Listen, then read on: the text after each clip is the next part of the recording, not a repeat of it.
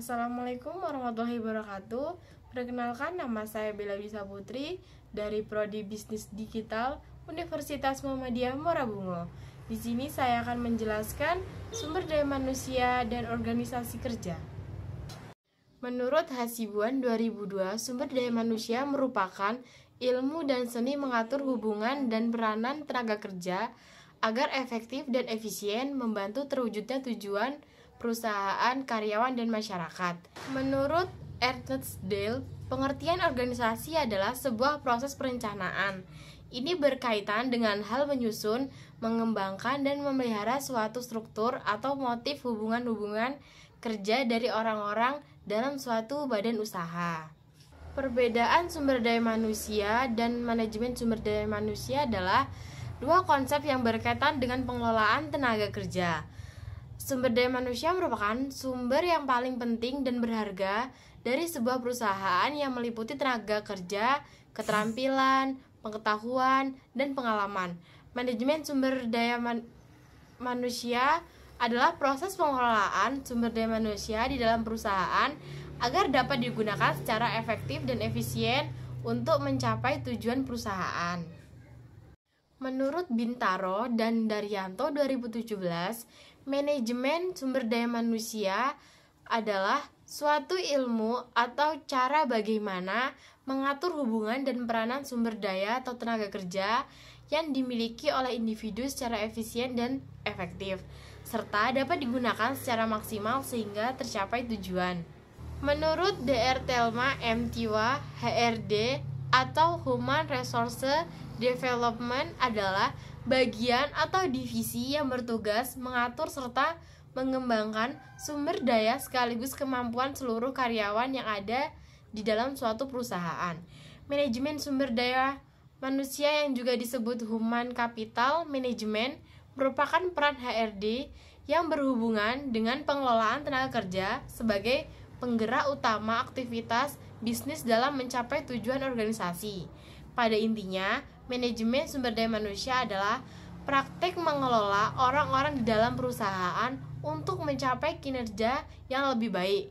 Pengelola tenaga kerja yang optimal menjadi syarat bagi seluruh industri untuk maju dan berkembang. Menurut Sirait 2006, fungsi manajemen sumber daya manusia adalah perencanaan, menetapkan terlebih dahulu program-program kepegawaian yang dapat memberi adil terhadap pencapaian tujuan yang telah ditetapkan oleh organisasi.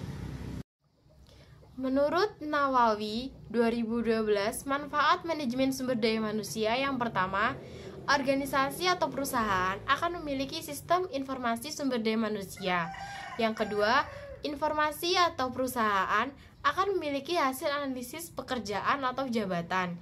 Yang ketiga, organisasi atau perusahaan akan memiliki kemampuan dan menyusun dan menetapkan perencanaan sumber daya manusia. Yang keempat, organisasi atau perusahaan akan mampu meningkatkan efisiensi dan efektivitas rekrutmen dan seleksi tenaga kerja.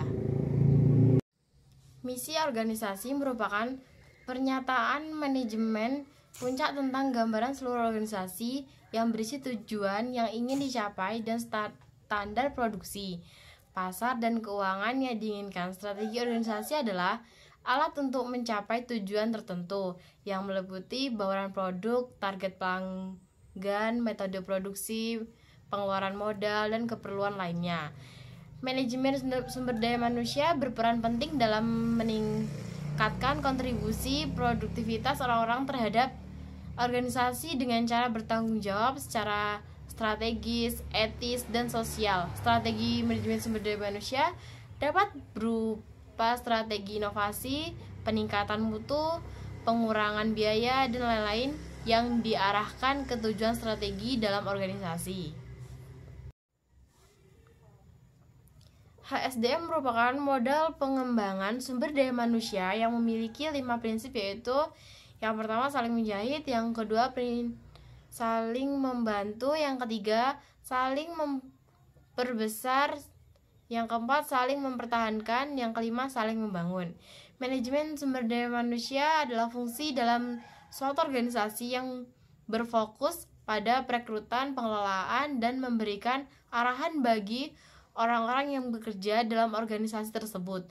Orang-orang di balik manajemen sumber daya manusia memiliki tugas untuk menyediakan pelatihan, peralatan, keperluan kerja, hingga layanan administrasi yang dibutuhkan oleh karyawan di dalam organisasi atau perusahaan.